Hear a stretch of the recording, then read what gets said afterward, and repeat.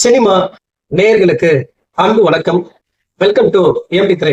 இந்த ஷோல 8 தோட்டாக்கள் படத்தின் மூலமா அறிமுகமான இயக்குனர் ஸ்ரீ கணேஷ் இயக்கத்துல சரத்குமார், தேவயானி, சித்தார்த், மீதா ரகுநாத் மற்றும் யோகி பாபு மற்றும் பலரது நடிப்புல வெளிவந்திருக்கிற திரைப்படம் தான் 3BHK. ரசிகர்களுடைய மிகப்பெரிய எதிர்பார்ப்புகளுக்கு மத்தியில வெளிவந்திருக்கிற இந்த திரைப்படம் ரசிகர்களுடைய எதிர்பார்ப்பை பூர்த்தி செஞ்சதா இல்லையா? இந்த படம் எப்படி இருக்கு, இந்த படத்தினுடைய கதை என்ன அப்படின்னு சொல்லி பார்க்கலாம் வாங்க. இந்த படத்தினுடைய கதையை பொறுத்த வரைக்கும் அப்பா சரத்குமார், அம்மா தேவயானி, மகன் சித்தார்த், மகள் மீதா ரகுநாத், இவங்க தான் வாசுதேவன் அண்ட் ஃபேமிலி. சோ இந்த குடும்பத்துக்கு ஒரு கனவு இருக்கு, சொந்தமா ஒரு வீடு வாங்கணும் அப்படிங்கறதுதான் இவங்களுடைய கனவு.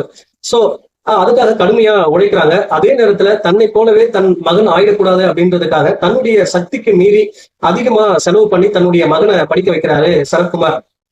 அதே நேரத்துல அவருடைய வீடு வாங்குற அந்த கனவு பல இடையூறுகள், பல தோல்விகளை தாண்டி வீடு வாங்க முடியாம போயிட்டே இருக்கு. ஆனாலும் பாத்தீங்கன்னா தன்னுடைய மகன் கண்டிப்பா சாதிப்பான், அவன் மூலமா அந்த வீடு வாங்கலாம் அப்படின்ற மாதிரி நினைக்கிறாரு. அவருடைய மகனை பொறுத்த வரைக்கும் பாத்தீங்கன்னா படிப்பு, வேலை, இந்த ரெண்டுத்திலுமே பெரிய அளவுல சாதிக்காம ஒரு சராசரி மனிதனா இருக்கான். சோ இதனால சரத்குமாருடைய கனவு அப்படிங்கிறது நிறைவேறாம போகுது.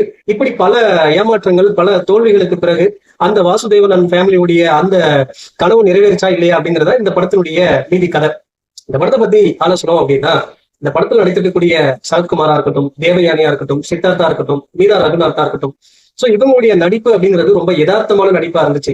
இவங்களுடைய அந்த யதார்த்தமான நடிப்பின் மூலமா அந்த கதைக்குள்ள நம்ம அழகா பயணிக்க முடியுது. அதே போல பிள்ளைகளுடைய எதிர்காலத்தை பத்தி யோசிக்கிற பெற்றோர்களாக சரத்குமாரும் தேவயானியும், அதே போல பெற்றோர்களுடைய மகிழ்ச்சிக்காக அவங்க எதை சொன்னாலும் அப்படியே செய்யற மகளா சித்தார்த்தம், மீதா ரகுநாத்தும், அந்த வாசுதேவன் ஃபேமிலியை வடிவமைச்ச விதம் இயக்குனர் அழகா வடிவமைச்சிருந்தாரு. அதே போல இந்த மிடில் கிளாஸ் மக்களுடைய அந்த உணர்வுகளையும் எதிர்காலத்தை மட்டுமே யோசிக்கிற அவங்களுடைய மனசையும் காட்டின விதம் ரொம்ப அழகா காட்டியிருந்தாரு. அதே போல இவன் என்ன சொல்லுவான், அவன் என்ன சொல்லுவான் அப்படிங்கறதெல்லாம் யோசிச்சு தன்னுடைய பசங்களுக்கு பெற்றோர்கள் செய்யற சில நல்ல விஷயங்கள், சோ அவங்கள என்ன மாதிரியான பிரச்சனைகளுக்குள்ள கொண்டு போய் விடுது, சோ அவங்களுக்கு என்ன மாதிரியான அழுத்தங்களை கொடுக்குது அப்படிங்கிறத ரொம்ப அழகா அழுத்தமா பதிவு பண்ணியிருந்தாங்க இந்த 3BHKல. சோ அதுக்கு இயக்குனருக்கு ஒரு பாராட்ட சொல்லியே ஆகணும். அதே போல சித்தார்த், அதாவது குடும்பத்தினுடைய எதிர்பார்ப்புகளை நிறைவேற்ற முடியாத ஒரு ஏக்கத்தையும் தவிப்பையும் அழகா நடிப்புல காட்டியிருந்தாரு. அதே போல கல்லூரி மாணவனா, சோ அவருடைய நடிப்பு ரொம்ப சிறப்பா இருந்துச்சு. அது இந்த திரைப்படத்துக்கு மிகப்பெரிய பிளஸ்ஸாவும் இருந்துச்சு.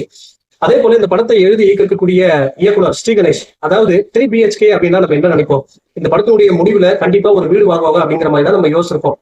ஆனா அதுக்காக இந்த வாசுதேவன் அண்ட் ஃபேமிலி என்னெல்லாம் செஞ்சாங்க, சோ என்ன மாதிரியான கஷ்டங்கள் அவங்க வாழ்க்கையில அனுபவிச்சாங்க, என்னெல்லாம் அவங்க இழந்தாங்க அப்படிங்கிறத ரொம்ப அழுத்தமா ரொம்ப அழகா காட்டியிருப்பாங்க. அதாவது 3BHK அப்படின்னா வீடுனா என்ன, சிங்கிள் சிமெண்ட், அது மட்டும் இல்ல, எங்க குடும்பம் வாழ்தோ அதான் வீடு அப்படிங்கிறத ரொம்ப அழகா காட்டியிருப்பாரு. அது மனசை தொற்றுச்சு அப்படின்னு தான் சொல்லணும்.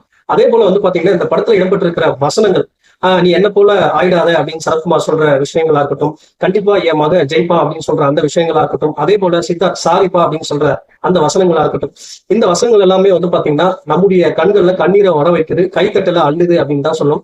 அந்த அளவுக்கு மனசை தொடக்கூடிய வகையில வசனங்கள் எல்லாமே அமைச்சிருந்தாங்க. இந்த படத்தில் நடித்திருக்கக்கூடிய எல்லாருமே சிறப்பான நடிப்பை வெளிப்படுத்திருந்தாங்க. இந்த படத்தினுடைய ஒளிப்பதிவு, அதே போல பின்னணி இசை எல்லாமே அழகா அமைஞ்சிருந்தது. மொத்தத்துல இந்த வீடு அப்படின்னா செங்கல் சிமெண்ட் மட்டும் இல்ல, குடும்பம் எங்க வாழ்ந்தோ அதான் வீடு அப்படிங்கிறத ரொம்ப அழுத்தமா பதிவு பண்ணி மிடில் கிளாஸ் மக்களுடைய வாழ்க்கைய அழகா காட்டியிருக்காரு இயக்குனர். மொத்தத்துல இந்த படத்தை மிஸ் பண்ணிடாருங்க, ட்ரெயில போய் என்ஜாய் பண்ணுங்க. இந்த படத்துக்கு எப்படி திரை கொடுக்குற ரேட்டிங் 5 to 3.75. அடுத்த விமர்சனத்துல சந்திக்கிறேன். நன்றி, வணக்கம்.